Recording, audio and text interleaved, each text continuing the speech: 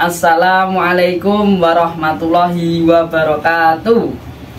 Innal hamdalillah nahmaduhu wa nasta'inuhu wastaghfiruh wa na'udzubillahi min syururi anfusina wa min sayyiati a'malina may yahdihil fala mudhillalah wa man yudhlil fala hadiyalah. Asyhadu an la ilaha illallah wa asyhadu anna Muhammadan abduhu wa rasuluh, amma ba'd.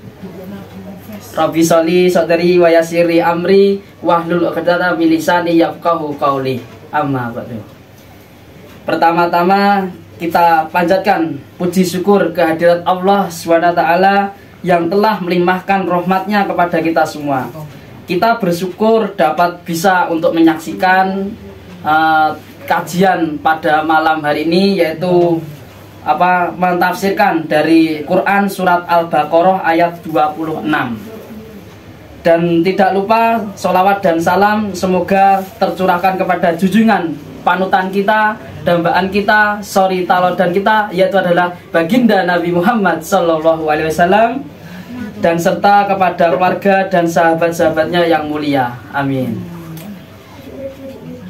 Dan tidak lupa salam untuk channel ini dari para penonton dari Mbok Limbok. Semoga menyaksikan. Untuk kali ini kita mengawali dengan fokus ke bulan Ramadan ini untuk belajar mengaji ataupun menyimak dalam kajian pada malam hari ini. Selamat menyaksikan di channelnya Mbok Limbok. Dan bertemu lagi dengan saya, Mustafa Wahyu Pradana. Perkenalkan, nama saya Mustafa Wahyu Pradana. NIM saya 212121041. Saya prodi Fakultas Syariah, prodi Hukum Keluarga Islam UIN Raden Mas Said Surakarta. Di sini saya akan membaca Al-Qur'an surat Al-Baqarah ayat yang pertama, yaitu adalah ayat 26. Saya awali. A'udzubillahi minasyaitonirrajim.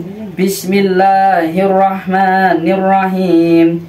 Innallaha la yastahi an yatriba mathalan ma ba'udatan fama fawqaha fa ammal ladina amanu faya'lamuna annahul haqqu mir rabbihim wa ammal ladina kafaru fayaquluna madza aradallahu bihadza mathala yudillu bihi katsiran wa yahdi bihi katsiran wa ma yudillu bihi illal fasiqin, yaitu yang artinya adalah sesungguhnya Allah tidak segan membuat perumpamaan seekor nyamuk atau yang lebih kecil dari itu. Adapun orang-orang yang beriman, mereka tahu bahwa itu kebenaran dari Tuhan, tetapi mereka yang kafir berkata, apa maksud Allah dengan perumpamaan ini? Dengan perumpamaan itu banyak yang dibiarkannya sesat, dan dengan itu banyak pula yang diberinya petunjuk tetapi tidak ada yang dia sesatkan dengan perumpamaan itu selain orang-orang yang fasik. Dari ayat tersebut itu menjelaskan tentang seekor nyamuk, yaitu dari tafsir Jalalain, yaitu adalah menyebutkan bahwa Allah itu tidak segan mengangkat nyamuk sebagai perumpamaan atau bahkan yang lebih kecil dari nyamuk. Jadi Allah itu tidak malu mengangkat nyamuk sebagai perumpamaan karena di dalamnya terdapat hikmah. Kalau orang-orang yang beriman meyakini kebenaran perumpamaan itu dari Allah, orang-orang yang kafir mempertanyakan dengan ingkar manfaat dan urgensi perumpamaan tersebut, sedangkan orang fasik yang disesatkan oleh perumpamaan Allah itu adalah orang yang keluar dari ketaatan kepada Allah. Jadi dalam kitab Tafsir Al-Ma'limun Tazil karya Imam Al-Ghawi, yaitu menyebutkan bahwa surat Al-Baqarah ayat 26 ini turun ketika Allah mengangkat lalat dan laba-laba sebagai perumpamaan sebagai ketera pada surat Al-Hajj ayat 73 dan surat Al-Ankabut ayat 41. Merespon dua hewan tersebut, umat Yahudi di Madinah meremehkannya. Apa maksud Allah dengan perumpamaan yang hina ini? Para hadirin yang dirahmati Allah SWT, yaitu adalah sebagian ahli tafsir mengatakan mereka yang merespon hewan yang dicontohkan Allah adalah kaum musyrikin Mekah, karena mengatakan kami tidak tidak adakan menyembah Tuhan yang menyebut hewan-hewan itu sebagai perumpamaan. Allah kemudian menurunkan surat Al-Baqarah ayat 26 ini, yaitu ia tidak menurunkan surat Al-Baqarah ini untuk enggan membuat contoh demikian. Ia juga tidak malu atas contoh tersebut. Dari kata yudillu al-idhal, yaitu adalah atau penyesatan, adalah pengalihan dari hak kepada kebatilan. Ada ulama tafsir yang mengartikannya yaitu sebagai kebinasaan dengan contoh. Dalal ma'ul fil laban, atau air itu binasa di dalam susu. Sedangkan orang fasik di sini adalah orang yang kafir. Asal kata fasik yaitu adalah keluar. Tafsir Ibnu Katsir mengutip dari tafsir Sudri dari sahabat Ibnu Abbas Murrah, Ibnu Mas'ud dan sejumlah sahabat lainnya bahwa ketika Allah SWT membuat dua perumpamaan orang munafik pada surat Al-Baqarah ayat 17 dan ayat 19 ini, orang-orang yang munafik menjawab, Allah lebih tinggi dan lebih mulia dari sekadar membuat contoh seperti itu. Jadi Allah kemudian menurunkan surat Al-Baqarah ayat 26 ini dan ayat 27. Tafsir Ibnu Katsir juga mengutip kota bahwa ketika Allah itu menyebut laba-laba dan lalat, orang-orang musyrik mengatakan mengapa keduanya disebut-sebut, dan Allah menjawab dan Allah itu menurunkan dengan surat Al-Baqarah ayat 26. Dari kota juga Ibnu Katsir juga menyebutkannya, yaitu Allah tidak malu terhadap kebenaran meski harus menyebutkan apapun sebagai perumpamaan, kecil atau besar. Ketika Allah menyebut lalat dan laba-laba kitabnya, orang-orang yang sesat mengatakan apa maksud Allah menyebutkan hewan-hewan demikian. Allah kemudian menurunkan surat Al-Baqarah ayat 26. Jadi sebagian ulama tafsir itu, kata Ibnu Katsir, mengatakan juga bahwa Allah itu orang yang fasik. Pada surat Al-Baqarah ayat 26 ini adalah kelompok Khawarij yang membangkang terhadap Sayyidina Ali radhiyallahu anhu. Meskipun tidak ada ketika ayat ini diturunkan, kelompok Khawarij termasuk ke dalam kelompok yang dimiliki sifat-sifat orang fasik, karena kelompok Khawarij juga keluar dari ketaatan terhadap pemerintah yang sah dan pelaksanaan syariat Islam. Jadi ini penafsiran dari ayat Al-Baqarah ayat 26 yang berisi seperti itu. Jadi untuk penafsiran dari Al-Baqarah ayat 26 ini semoga bermanfaat. Kita akan membaca Quran surat Al-Baqarah ayat 260. A'udzu billahi minasyaitonir rajim. Bismillahirrahmanirrahim. Wa id qala Ibrahimu rabbi arini kaifa tuhyil mauta qala awalam tu'min qala bala walakin liyatma'inna qalbi qala fahuddu arba'atan minat tayyi fasuhunna ilaika summa ja'al ala kulli jabali minhum juz'an thummad'uhum ya'tika say'an wa'lamu annallaha azizun hakim.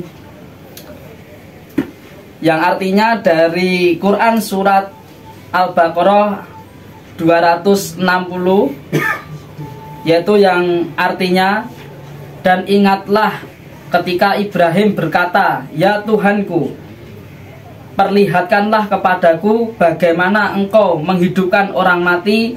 Allah berfirman, belum percayalah engkau? Dia Ibrahim menjawab, aku percaya, tetapi agar hatiku tenang, mantap. Allah berfirman, yaitu kalau begitu ambillah 4 ekor burung, lalu cincanglah olehmu, kemudian letakkan di atas masing-masing bukit 1 bagian.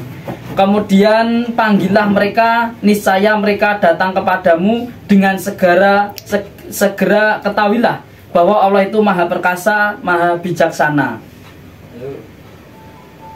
Dari tersebut kita menafsirkan bahwa ayat Quran surat ayat Al-Baqarah 260, yaitu dan bukti lain dari kekuasaan Allah itu menghidupkan dan mematikan adalah ketika Nabi Ibrahim berkata, yaitu ya Tuhanku, perlihatkanlah kepadaku bagaimana engkau menghidupkan orang mati.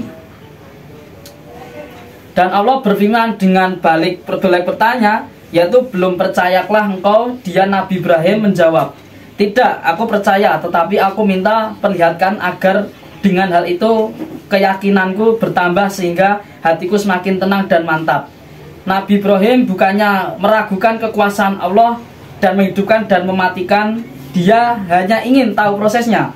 Allah mengabulkan permintaan Ibrahim dan dia berfirman, kalau begitu ambillah 4 ekor burung yang berbeda jenisnya, sembelilah, lalu cincanglah olehmu, kemudian campurlah cincangannya dan letakkan di atas masing-masing bukit 1 bagian. Kemudian panggillah mereka, niscaya mereka datang kepadamu dengan segera. Cincanglah burung kembali menyatu, hidup seperti sedia kala dan terbang dengan cepat ke arah Nabi Ibrahim. Yaitu ketahuilah Allah Maha Perkasa, tidak ada yang dapat mengalahkannya, Maha bijaksana dalam segala ucapan, perbuatan, ajaran dan ketetapannya. Itu yaitu adalah penafsiran dari Quran surat Al-Baqarah ayat 260. Dan kemudian saya akan lanjutkan dengan Quran surat Al-Imran ayat 7.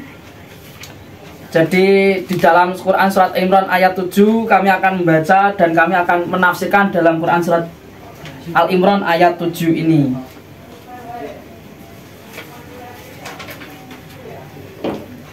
A'udzu billahi minasy syaithanir rajim.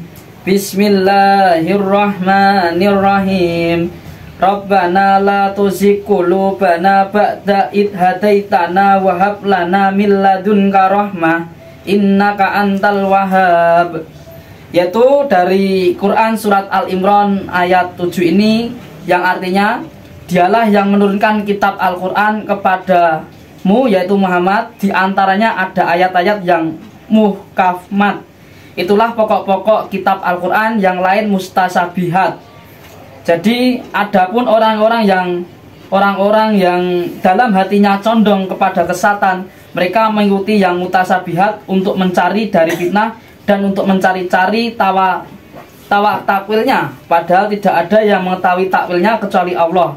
Dan orang-orang yang ilmu mendalam berkata, kami beriman kepada Al-Quran semua, sehingga hampir tidak ada lagi kebutuhan penjelasan tambahan untuknya, atau yang tidak mengandung makna selain yang terlintas pertama kali dalam benak.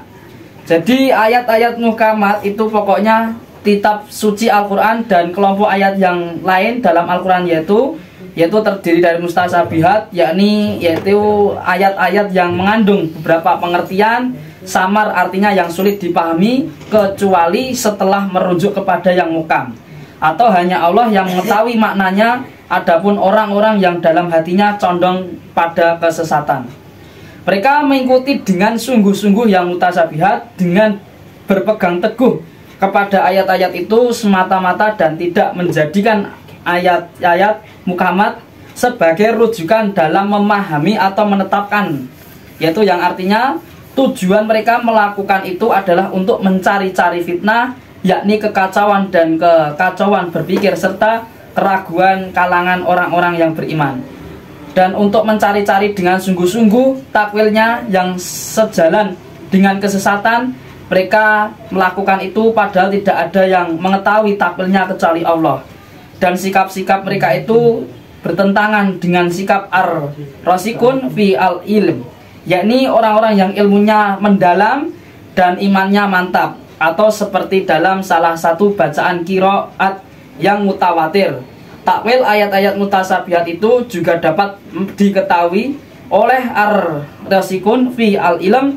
Dengan demikian ayat-ayat mutasabihat itu diturunkan untuk memotivasi para ulama agar giat melakukan studi, menalar, berpikir teliti dan beristijihad, dan menangkap pesan-pesan agama. Orang-orang yang mendalam ilmunya dan mantap imannya itu berkata, kami beriman kepadanya, yakni Al-Quran semuanya, yaitu mustasabihat dan mutasab, berasal dari sisi Tuhan kami. Tidak ada yang dapat mengambil pelajaran dan memahami maknanya dengan baik dan benar kecuali orang-orang yang berakal, yaitu orang-orang yang memiliki akal sehat, yang tidak mengikuti keinginan hawa nafsu.